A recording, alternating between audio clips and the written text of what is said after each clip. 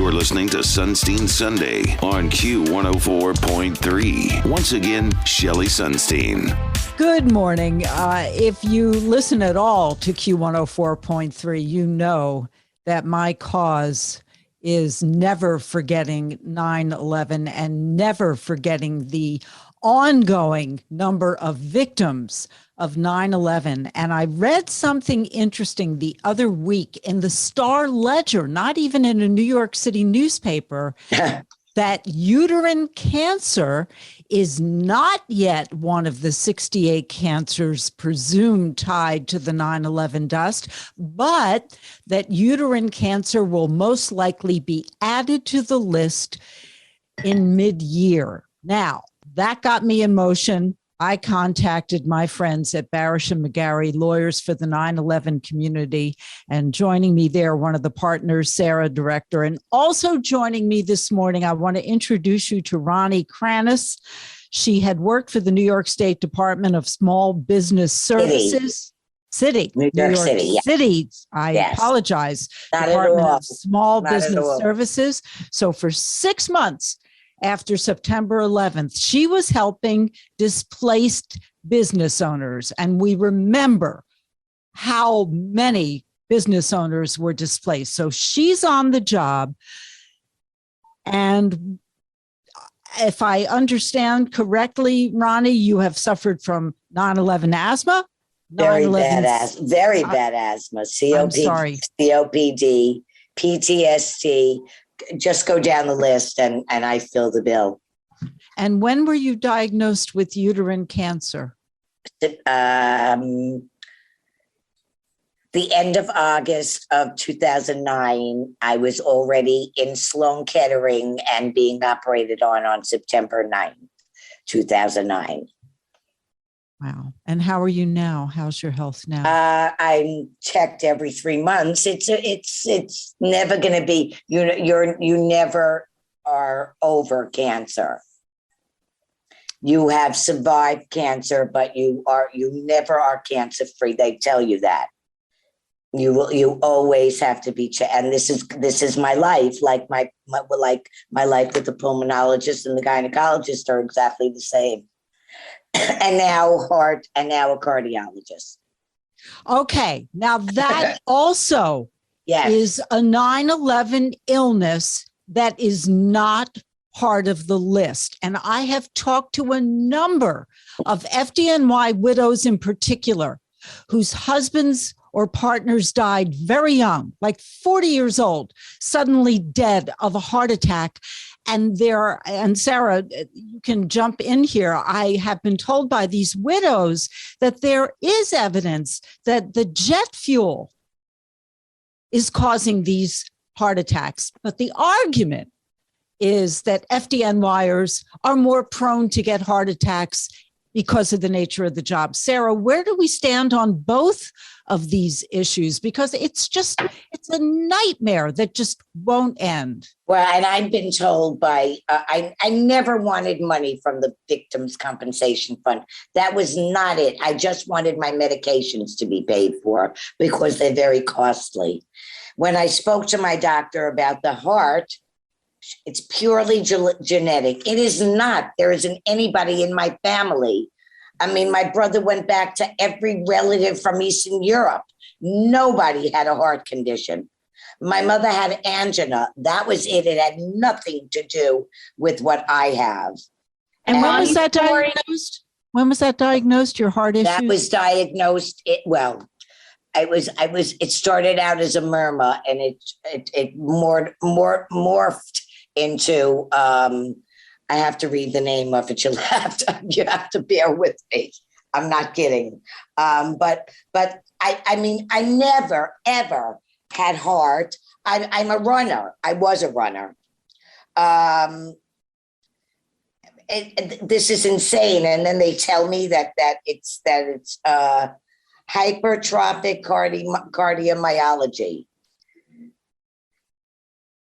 Now, is that Sara, rare? Is that rare? Apparently it would have been rare if I got it when I was 60, but I'm 73.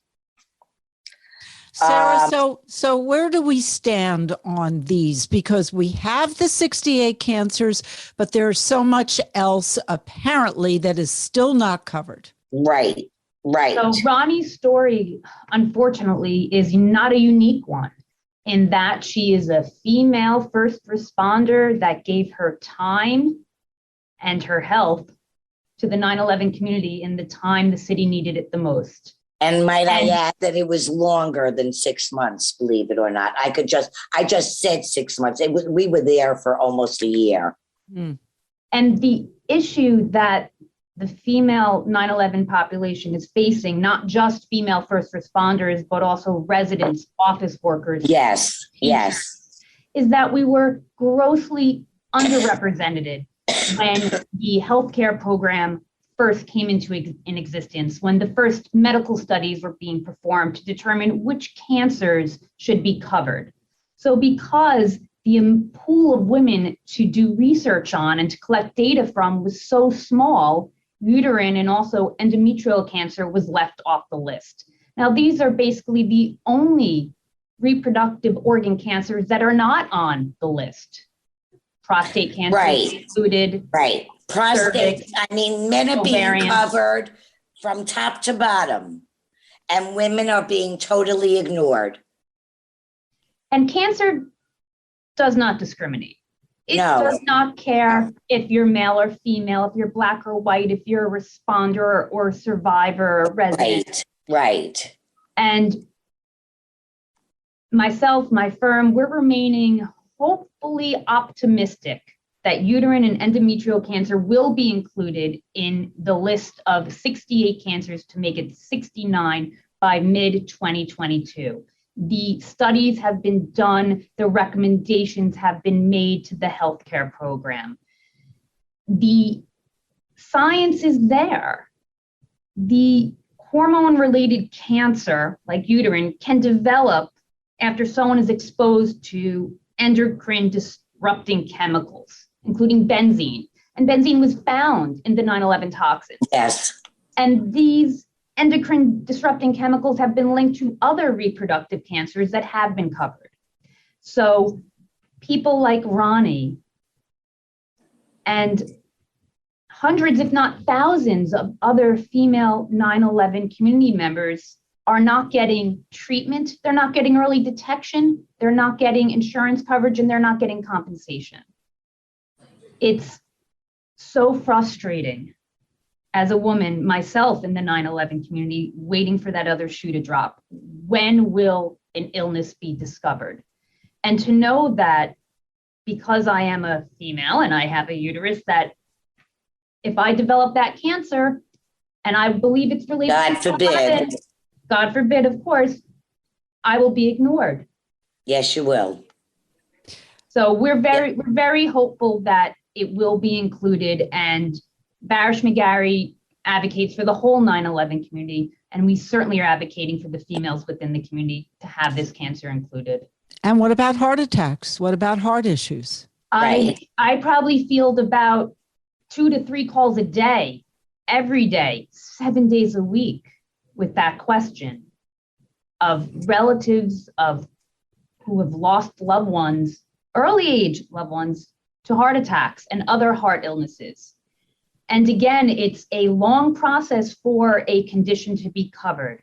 So. But it's 20 years. Agreed. It's 20 years and That's people correct. are still getting sick. That's How correct. long does it take to connect the dots with the scientists, the researchers? Well, apparently 20 plus years, because based on the medicine for uterine and endometrial alone, to me, I'm not a scientist, but I think this is a no-brainer. It needs to be covered. It has to be covered. You can't leave this off the list. And if it's taken this long to cover a cancer that so blatantly is caused by the toxins, I'm not surprised that the heart hasn't been covered. But there is a push to have that included along with autoimmune diseases. There is a host of illnesses out there that the 9/11 community suffers and disproportionately affects women more than men. The autoimmune affects women more than men.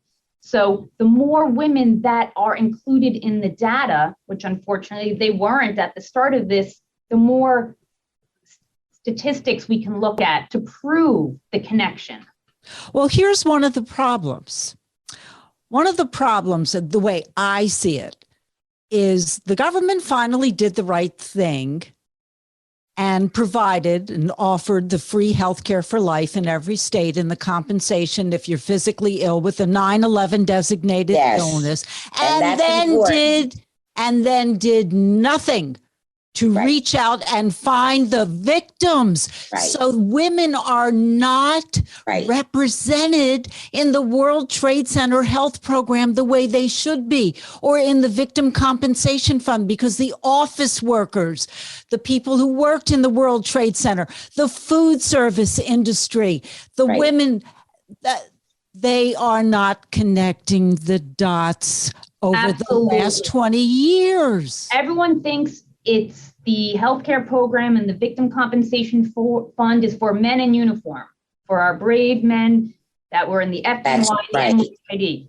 However, plenty of women wear the uniform too. And when you think about first responders, it was also Red Cross, National Guard, people like Ronnie, they're considered first responders, but they don't see their story being played out on TV, on the news media, in news articles. They don't see themselves represented.